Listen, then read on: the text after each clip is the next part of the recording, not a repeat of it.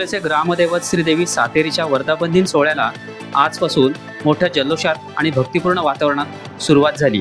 आज सातेरीच्या मंदिरात वेंगुर्लेच्या हापूस आंब्याची सजावट करण्यात आली।